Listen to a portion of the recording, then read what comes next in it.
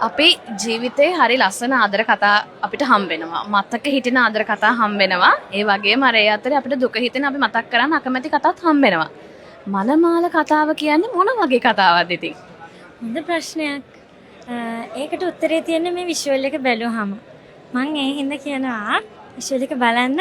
ඒ තමයි මගේ උත්තරේ කියලා. අනිවාර්යයෙන්ම කුතුහලයත් එක්ක තමයි අපි ආදරව කරන්නේ. මේක බලන්න ඔබ නොහිතන විදිහ නිර්මාණයක් වෙනවා. අනිවාර්යයෙන්ම දැන් ඔබ කලින් අපි දැකලා තියෙන්නේ අර අපේ උද්‍යෝගයෙන් ආදරය විරහව මේ දේවල් ගැන කරන නිර්මාණය. හැබැයි මේක ටිකක් වෙනස් ආකෘතියේ දෙයක්. මොකද්ද මේ නිර්මාණ විශේෂත්වය? මේ නිර්මාණයේ විශේෂත්වයට හේතු ගොඩක් තියෙනවා. පළවෙනියටම කිව්වොත් එහෙම මේ නිර්මාණයකට දායක වුණ අපේ රටේ ප්‍රකට ප්‍රවීණ නිර්මාණවේදීන් කලාකරුවන්ගේ ඒ දායකත්වය ඒ සුසංයෝගය කියන්න පුළුවන්. ඒ වගේම මේකට පාදක වුණ තේමාව.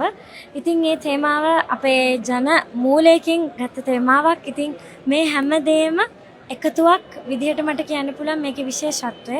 මේකෙන් තනිකරම අපේ ශ්‍රී ලාංකීය ජන සමාජයේ කොහොමද ඒ කතන්දර ගොඩ නැගුණේ, ඒවට මොනවාද තිබ්බ උත්තර, ඒ දේවල් ආදරය වෙන්න පුළුවන්, ලිංගිකත්වය වෙන්න පුළුවන්, මේ හැම දෙයකම කොහොමද මූණ පෑවේ, මේ දේවල් තමයි මේ නිර්මාණය ගැබ් වෙලා තියෙන්නේ. මම වැඩිපුර තොරතුරු නොකිය ඉන්නම්.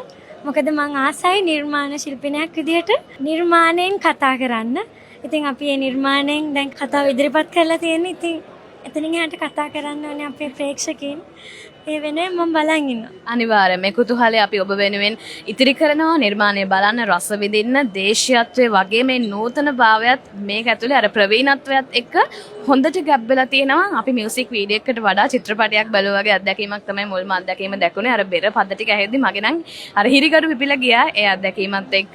අනිවාර්යයෙන්ම අපි බලන ප්‍රේක්ෂක ජනතාවටත් ඒ විදිහට මේක දැනේ. ඉතින් මේ වගේ නිර්මාණයක් එක්ක ඔබට එකතු වෙන්නට හිතුනේ ඇයි? මම මෙහෙම දෙයක් කරන්න මතන ඔබ අධ්‍යයනය කළා තියෙනවා මේ සම්බන්ධව, මේ ජනශ්‍රුතිය සම්බන්ධව? ඔව් අනිවාර්යයෙන්ම. ඒ කියන්නේ දැන් මම ගායිකාවක් විදිහට ගත්තොත් මගේ රූට්ස් වල තියෙන ජන සංගීතය. ඉතින් මේකට හිතුනේ ඇයි කියන එකට උත්තරේ තමයි මේක මම හිතලා කරපු දෙයක් නෙමෙයි. අපිට හේතු සැකසෙනවා නිර්මාණකරණයේදී. මම ගොඩක් වෙලාවට අර ප්ලෑන් කරලා කරන්නේ නැහැ. මොකද නිර්මාණයක් කියලා කියන්නේ හැම වෙලේම අපිට මේ නේචර් එකෙන් අපිව channel කරන දෙයක්.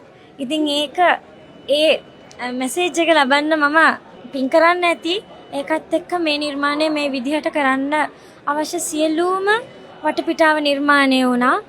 මං හිතනවා ගායිකාවක් විදිහට සංගීත ශිල්පිනියක් විදිහට මගේ වගකීමක් තියෙනවා අපේ දේශීය සංගීතය නූතන පරපුරට අරගෙන යන්න සහ ඒ තුලින් ලෝකයට අරගෙන යන්න. ඉතින් ඒ වෙනුවෙන් දරපු විශාල ප්‍රයත්නයක් කියලා තමයි මට කියන්න තියෙන්නේ. අනිවාර්යයෙන්ම ඔබ ඇතුළේ අපි ගොඩක් අය මේ ජෙන්සි එක තමයි නියෝජනය කරන්නේ. සඳහන් කරා අපි ජෙන්සි එක මේ අර කියනනේ දේශීයත්වයේ මගහැරලා යන්නේ කියලා. එහෙම නෑ. මේ නිර්මාණය දේශීයත්වයේ අපි දකින නූතන මේ හැම දෙයක්ම ගැබ් වෙලා තිබ්බා.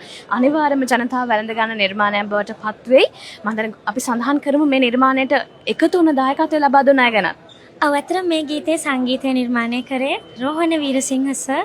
ඒ වගේම එතනින් එහාට තවත් සංගීත සංයෝජනය කරා සහ මික්ස් ඇන්ඩ් මාස්ටරින් කරේ අමිත් ගුරු අයියා, පද රචනය සමිත පෙරේරා අයියා, ඒ වගේම වීඩියෝ එක ගත්තාම චමෙල් පතිරණ අයියා සහ විශේෂයෙන්ම සජිත ඇන්ටනි අයියා මේකට ගායනින් සහ රංගනෙන් දායක වුණා. ඔහු ගැන විශේෂයෙන් මතක් කරන්න ඕනේ.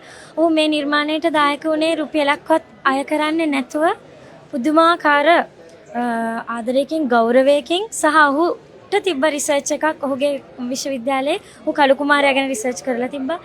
සහ චමිල් අයත් මේ පිළිබඳව රිසර්ච් කරපු කෙනෙක්. ඉතින් ඒක මමත් තවදුරටත් අධ්‍යයනය කරන්න පටන් ගත්ත මේ විෂය ගැන සහ මේ තේමාව ගැන. ඒකත් එක්ක තව ලොකු පිරිසක් ඉන්නවා නම් වලින් සඳහන් කරන්න බැරි තරම්. ඉතින් ඒ හැමදෙනාගේම ඒ මහන්සිය, උත්සාහය, හැකියාවන් මේ තුල ගැබ් වෙලා තියෙනවා. ඉතින් හැමෝටම ආදරෙන් ස්තුතිවන්ත වෙන මේ අවස්ථාවේදී සහ ප්‍රේක්ෂකින්ට කියනවා අනිවාර්යයෙන්ම ඔබ මෙය නැරඹිය යුතුම නිර්මාණයක් කියලා. අනිවාර්යයෙන්ම මේ නිර්මාණයට ගොඩාක් මහන්සි වෙලා තිනවා. හැබැයි අද දවසෙත් පොඩ්ඩක් මහන්සි වගේ ඒ නිසා අය කතා කරලා වද දෙන්නේ නැහැ. ගොඩක් ස්තුතියි අපිත් එක්ක එකතු වුණාට. අපි විශ්වාස කරනවා මේ නිර්මාණය ප්‍රේක්ෂක ජනතාව හැමෝම වයස් ભેදයක් නැතුව ආදරය කරන නිර්මාණයක් බවට පත් වෙයි. මොකද අර තියෙන දේශීයත්වෙම හින්දා. ඉතින් ගොඩක් ස්තුතියි මේ වගේ නිර්මාණ අපේ කලාවට කරනවට. බොහොම ස්තුතියි මට ගොඩක් සතුටුයි මේ හැම දෙනාම මේ විදිහට එකතු කරගෙන මේ නිර්මාණය කරන්න පුළුවන් වුණ එක. මොකද නිර්මාණයක් තනියම කරන්න බෑ. මේ ටීම් වර්ක් එක තමයි අපිට මේ විදිහට දැක ගන්න පුළුවන් වෙන්නේ සාර්ථකත්වයක් තියෙනවා නම්. ඉතින් මේක ශ්‍රී ලාංකිකයන් විදිහට ඔබ අත්විඳිය යුතුම අත්දැකීමක්. අනිවාර්යයෙන්ම ඔබට කුතුහලය ඉතුරු කරන නිර්මාණය රස විඳින්න නිර්මාණය ගැන ඒ සියල්ලම ඔබ ඊට පස්සේ විනිශ්චය කරන්න. ගොඩක් ස්තුතියි අපිත් එක්ක සම්බන්ධ වුණාට. ඔබට සුබ දවසක්.